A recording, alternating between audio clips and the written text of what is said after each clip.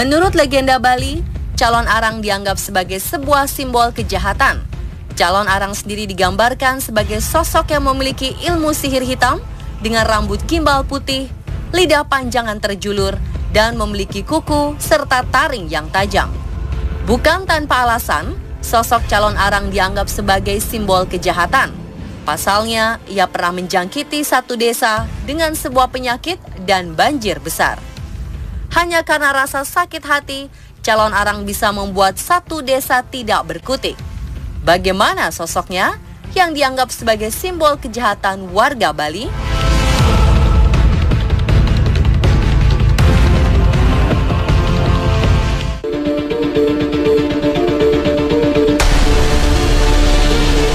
Pada saat masa pemerintahan Raja Airlangga di sebuah desa Girah Kediri, terdapat sebuah perguruan ilmu hitam yang dipimpin oleh seorang janda bernama Calon Arang. Calon Arang sendiri merupakan nama julukan dari Dayu Datu. Murid-murid di perguruan ilmu hitam ini hanya kaum perempuan. 4 diantaranya sudah dinyatakan senior, yaitu Nyi Larung, Nyi Lenda, Nyi Lendi, dan Nyi Sedaksa.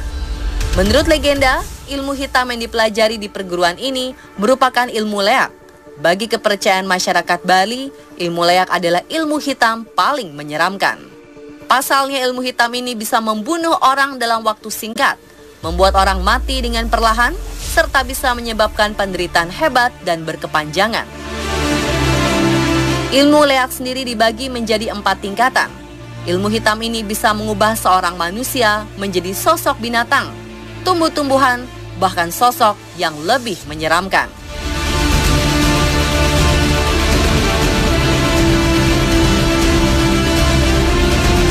Pada saat itu, calon arang mempunyai seorang anak perempuan yang cantik jelita bernama Ratna Manggali.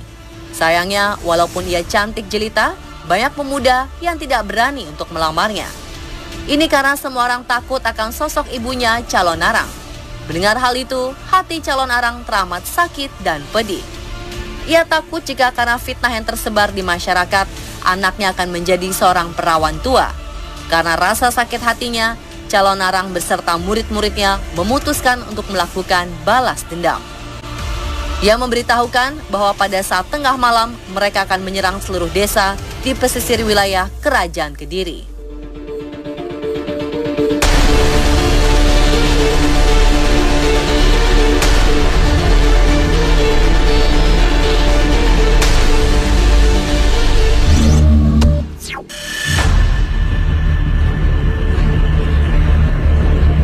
Malam itu adalah malam Kajeng Kliwon, malam yang dianggap sebagai malam keramat bagi masyarakat.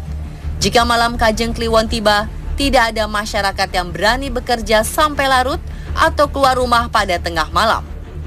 Dan saat semua warga desa sudah tertidur pulas, calon arang beserta para muridnya sudah berubah wujud menjadi leak, terbang berputar di atas desa. Kedatangan mereka membuat udara dingin yang mulanya berhembus sejuk berubah menjadi udara panas. Anak-anak kepanasan, mereka terbangun dan menangis karena merasa gelisah. Lolongan anjing terus terdengar bersahutan. Suara burung gagak dan kodok yang ribut seolah ingin memberikan peringatan pada warga, membuat suasana desa pada malam itu menjadi mencekam.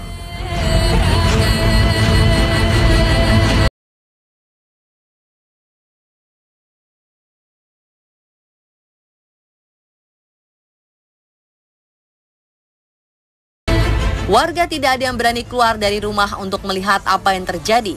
Mereka mengunci pintu rumah mereka rapat-rapat dan berpasrah diri.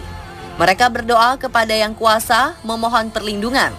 Tidak ada yang tahu bencana apa yang akan menimpa mereka malam itu. Sedangkan calon arang dan para muridnya sedang asyik menyebarkan wabah penyakit ke seluruh penjuru desa. Saat fajar hampir tiba, mereka kembali ke wujud manusia dan kembali ke rumah masing-masing. Mereka akan menunggu hasilnya esok hari.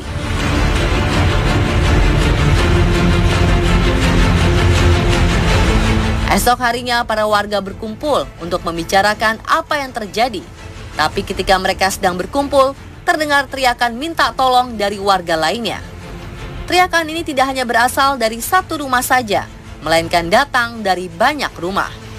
Secara bergantian mereka berteriak minta tolong. para warga mendatangi mereka dan melihat kejadian mengerikan. Mereka yang meminta tolong mengalami sakit perut yang sangat menyiksa, hingga membuat mereka berkali-kali memuntahkan isi perut. Dan akhirnya satu persatu dari mereka tewas. Para warga yang bingung langsung menguburkan korban tewas ke tempat penguburan umum.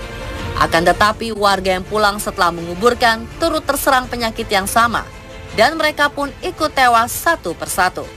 Teror yang menakutkan ini membuat para warga semakin berpasrah diri pada Yang Kuasa dan memohon perlindungannya.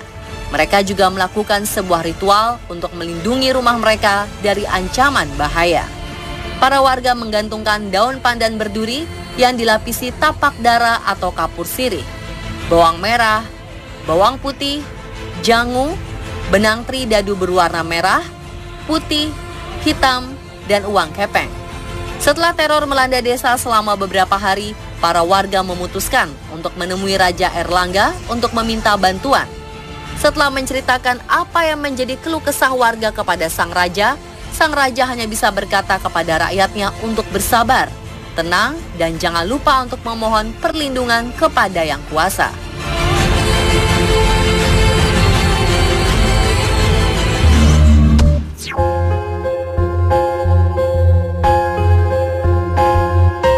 Setelah mendengar keluh kesah rakyatnya, sang raja menjadi gusar dan geram karena calon arang sudah membunuh banyak rakyat yang tidak berdosa.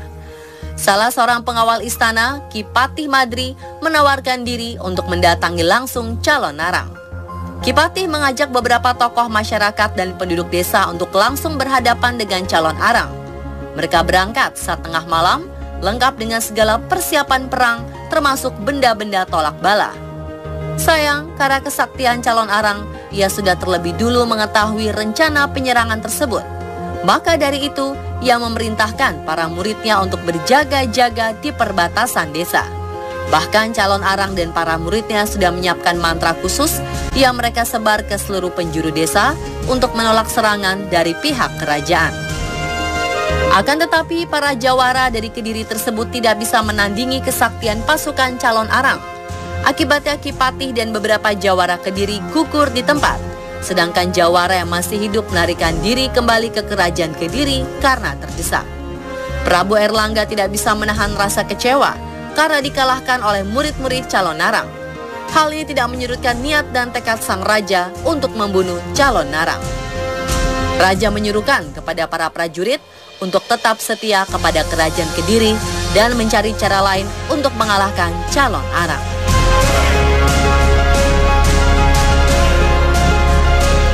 Akhirnya calon arang berhasil dikalahkan oleh salah satu orang kepercayaan Raja Airlangga, Empu Baradah.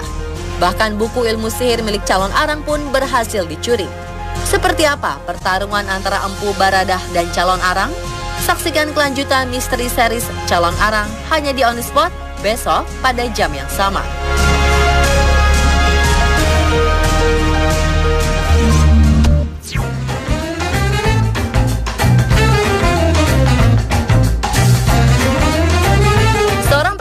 Tiba-tiba terjatuh saat siaran langsung. Sesaat lagi On The Spot akan kembali dengan video-video kocak saat siaran langsung, seperti momen seorang presiden yang tak sengaja memakan tawon saat siaran langsung. Stay tune ya.